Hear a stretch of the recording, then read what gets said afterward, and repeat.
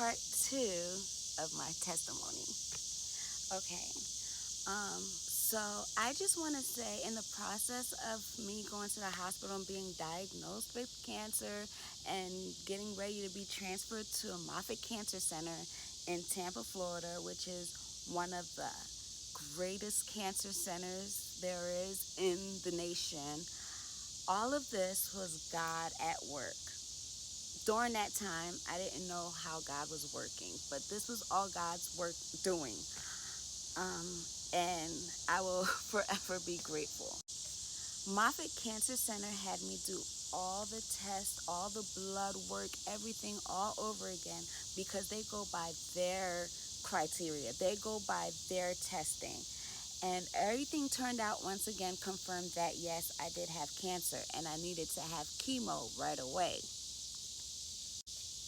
While all of this was happening in me, in my head, somehow God gave me the courage, a courage, I don't know where it came from. Like, I had no fear at all. And I fear, like, I get scared so easily.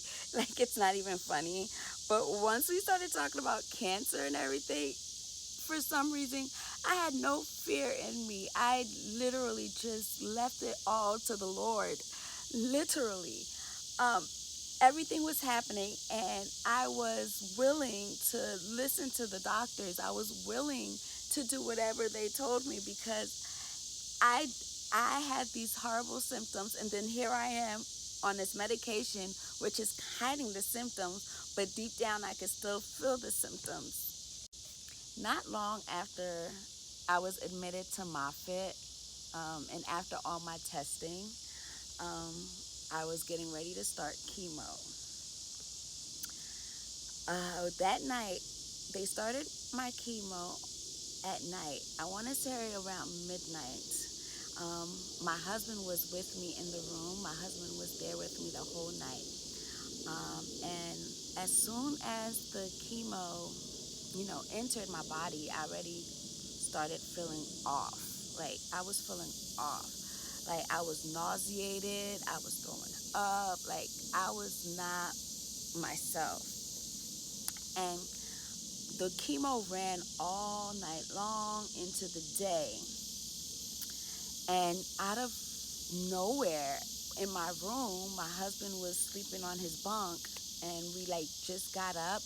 And according to him, because I can't even remember this part, but I had breakfast and I threw it up. I do remember all of a sudden having shortness of breath. I could not breathe. And all I remember telling my husband is, get the nurse, I can't breathe. I literally was using my ribs to breathe. I remember a whole bunch of nurses running to my room, and I'm here gasping for air. I had no control at that point on. I had no control. Like, I was not breathing. I don't know what they would call that state where, because of lack of oxygen, but I left my body. I saw myself looking at myself on the hospital bed. I don't know if that even makes sense. I had an out-of-body experience where I literally was seeing myself on the hospital bed, and I just looked horrible. Like, I just did not look like myself on this hospital bed. But here, me seeing myself while I'm out of my body, like, I felt young, I felt great, I felt the best that I could ever feel. But I wasn't alone. I can see, like, the doctors talking to me, trying to work on me and everything from my out-of-body experience. But I wasn't alone. There was a presence with me, and this presence was peaceful. This presence was, there's no word how I can explain this presence next to me. I felt the Lord next to me. I saw the Lord next to me, and He gave me a choice. And not everyone is blessed to have a choice at this state. But he gave me a choice.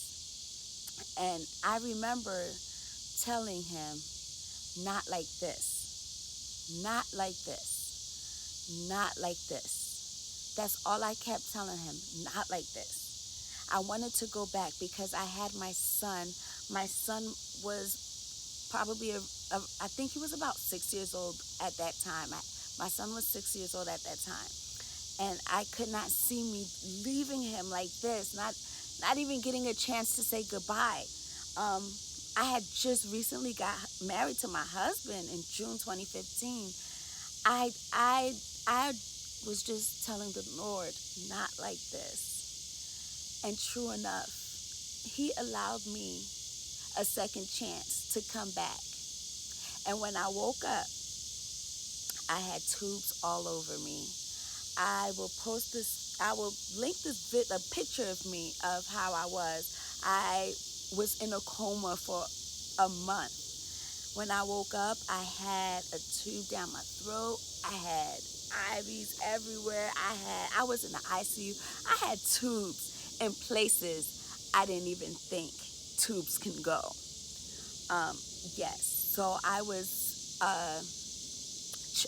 intubated when I woke up. I was understanding once they woke me up from this coma, the medicated coma, I wanted to get off the tube. I wanted everything off. But every time they took it off, or, I was not able to breathe on my own. My lungs was not strong enough. I was in respiratory distress. When I'm reading my diagnosis, I was in respiratory distress. So I had to go back into the vent. And after a while, been on the vent for so long, and I was told I was chewing on the vent, I had to get trached. So this is why you see this scar right here. This is actually two scars. I had my thyroid removed, and then I was trached right here. That is the scar that you're seeing. And I spent, I want to say, about 3 months in the hospital getting chemotherapy. While in the coma, I was still getting treated for the cancer. But I give God all the praise and all the glory and all the honor that He alone deserves, because I was able to wake up out of the coma, the medicated coma. I was able to wake up, and when I woke up, even though I was tricked, even though it took some time, I was cancer-free. I was in remission. All that fight to stay alive, I beat the cancer. And Jesus gave me another chance at life. He gave me another chance to be with my son. He gave me another chance to be with my husband, to be with my family. And I will forever live a life of thanksgiving for that. Because not everyone gets a chance. Not everyone gets that opportunity to come back from an out-of-body experience. Not everyone comes back from death. And God allowed me to come back. And He allowed me to come back for a reason. There is life after cancer. There is life. After I recovered, I had to go through physical therapy to walk again because I've been laying in the bed. I still had my trach during this time. All my nurses and doctors, they were so, wow, they cannot understand how I was still living. But when man says no, Jesus says yes. When man says there's no life, Jesus says, I give you life. Because He is the ruler. He is the Almighty. He is the Alpha Omega. When He says what He says is what He says. When Jesus says yes, nobody can say no.